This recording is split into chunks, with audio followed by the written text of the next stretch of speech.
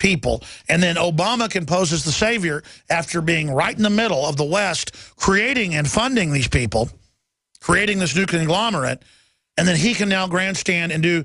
I saw the footage. They didn't show crisp, up-close, infrared gun footage. They showed blown out where you couldn't tell what was happening, and I looked, didn't even look like artillery they were bombing. I mean, there's thousands of pieces of artillery they've captured from those Iraqi bases, and they show 2 pieces of artillery being blown up. Or they show a couple trucks being blown up. I mean, I don't even think they're bombing any of these guys. They're letting them get strong, take over Iraq, a third of Iraq, build up their command base, and go smashing back into Assad. And then Hillary says, oh, yes, we've got to bomb Assad to stop them. I mean, that's how dumb they think we are. I mean, it is just total Twilight Zone. So I'm done talking about that. I want to go to your phone calls. But first, this story is so huge. I'm going to talk about this with Chuck Baldwin. Remember 6 years ago, we got the secret documents from state police officer in Missouri. And then we were able to get another document a week later from a federal marshal. And to show how bad the surveillance is in this country, they found out who the state police guy was, and he got in trouble. It later blew over. And he since got promoted. So that's a message about doing the right thing. He got in trouble at first, but admired by people later. And in my experience, I didn't do all this because I knew I'd win. I did it because my instinct was fight tyranny. But I always get heat when I do the right thing from the world, from the media, from the system at first. But as soon as you go through that fire, when you do it for the right reasons, you generally get rewarded on the other side, folks. When you give in to evil, you end up getting rewarded up front, but hurt later. Isn't that what the Bible says? Do evil, you get rewarded up front, get hurt later. Do the right thing, get hurt up front, get rewarded later. That's just weird logic, but that's how it works. But the reason I mention that is it shows the surveillance, folks. They went and found out where he had faxed it to me and went and sent people in, FBI. 2 weeks later, they called him in front of his, because he was a supervisor. He was mid-level. And then here came the FBI saying, why did you send that to Alex Jones? But with the federal marshal, he knew how to send it to us. Snail mail, wearing gloves in case they were to come and grab it. Snail mail, wearing gloves, and you just put a different address, one that's not yours, on the envelope. Just like Matt Drudge said, you got to meet in parking garages.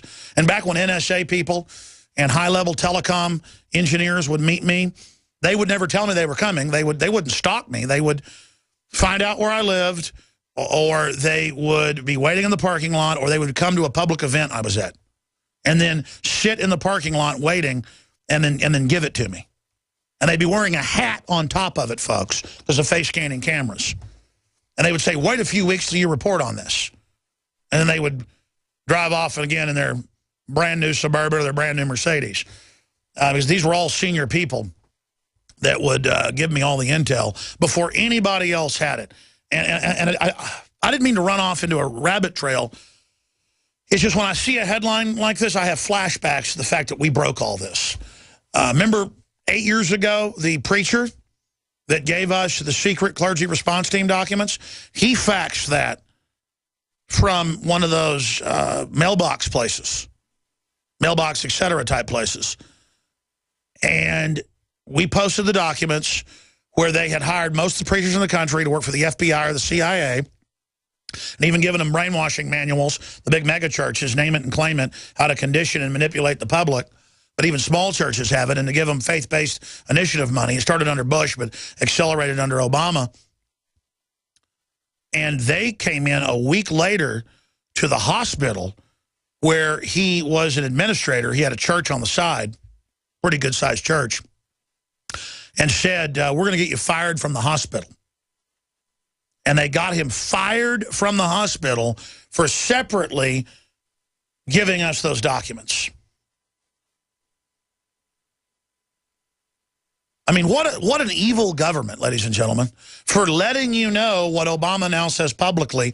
Obama says extremist ideology that's taken over the GOP, balkanization of the media, has blocked my agenda. Yeah, what did Clinton say in the White House documents that came out a few months ago from his library that they were able to get through FOIA request, the Western Journalism Center, Joseph Farah, that we can't let the public ever have their own media. We got to discredit any media that isn't controlled by us, calling them conspiracy theorists.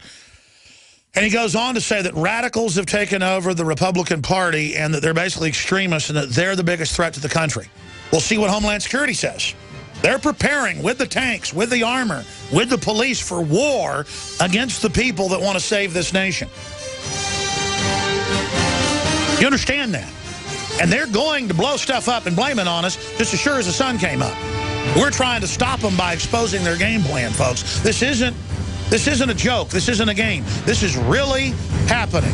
We'll be right back with your phone calls. Hi, folks. Alex Jones here with some... You think they'll stage a terror attack in America to blame it on their political opposition when the Republican and Democratic leadership have been doubling down money against the Tea Party the last 2 years running, trying to shut them down? You think they might do something to frame us when they have a history of doing it before? I'm risking my life, ladies and gentlemen. I just want you to know that, to tell you these truths. My family's been threatened. I've been threatened over and over again.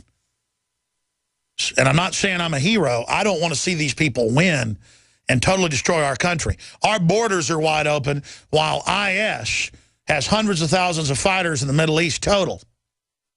They had at least 200,000 affiliated with this group in Syria that have been in and out of there, and they can now walk right across our border. They're heavily financed.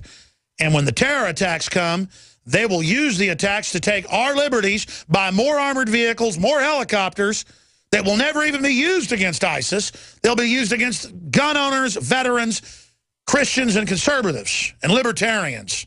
I don't mean to go off on a jag. I want to go to your phone calls. I haven't even gotten into the riots in Missouri. We'll get into that with Chuck Baldwin as well. Incredible political correctness. I said I'd get into the AI computers. I'll do that at 1 o'clock at the start of the third hour. It's so important. Remind me, guys, to do that. There's some very important news about what the robot metrics are going to do, replacing humans. That's been the plan all along, but it's now in a major government study. So all that and more coming up. Let's go to your phone calls. Jesse, Chris, Lisa, Fred, Weldon, and others. Let's go to Jesse in Texas. You're on the air. Thanks for calling. Hey, Alex. How are you doing? Good, brother. Go ahead. Thank you for having me on air, man. Something that I wanted to bring up and bring attention to was I was looking last night on Twitter and the hashtag "a message from ISIS to U.S." I don't know. It's something that's been freaking me out. I mean, I spent like a good 30 minutes looking at the tweets from ISIS, and these guys are like, you know, I don't know if these are hoaxes or not, but they're already taking pictures apparently within the U.S. and saying we are everywhere, we're here. And then they're like, oh, no, this is a major radical Islamic revolution funded by the globalists. And I meant to get on the phone with Paul this weekend and say what you're saying. And I don't want to be a drama queen either. But one reason I'm getting really mad is there are well-known websites that have been attacking me for years that are openly promoting ISIS and saying they're part of it. And so we even have ISIS groups, people affiliated with it, threatening us right now.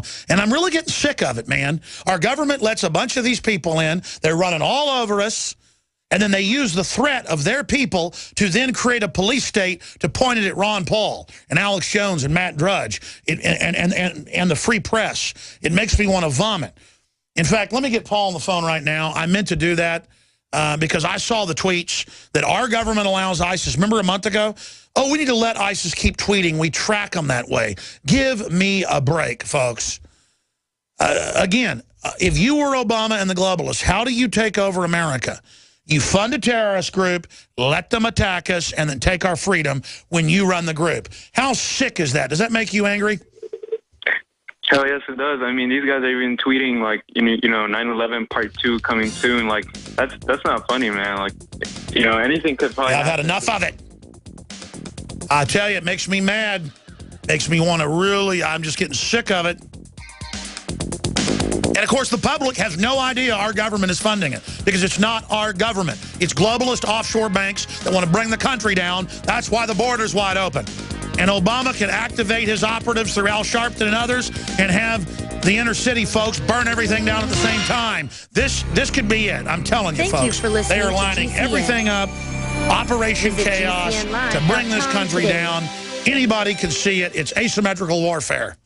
From the water table to our soils to the atmosphere itself, our world is becoming more and more toxic each and every day. But it's not just the air outside that's toxic. Indoor air has been shown to have 2 to 5 times higher concentrations of pollutants than even outdoor air. And most Americans spend 90% of their time inside using toxic chemicals within their homes. There are more than 42 million smokers in the United States. Well over 1,000 types of mold and mildew linked to numerous conditions. And don't forget the fact that 6 million Americans live with pets they're allergic to as well. When I began to research these statistics, it was clear to me it was time to start cleansing my lungs in order to combat the toxic environment that we cannot escape, but that we can fight back against. Made with organic and wild cultivated herbs and manufactured in the USA, the new InfoWars Life Lung Cleanse is here in a convenient spray bottle that can be brought with you throughout any toxic environment. Now available exclusively at InfoWarsLife.com or by calling toll-free 888-253-3139.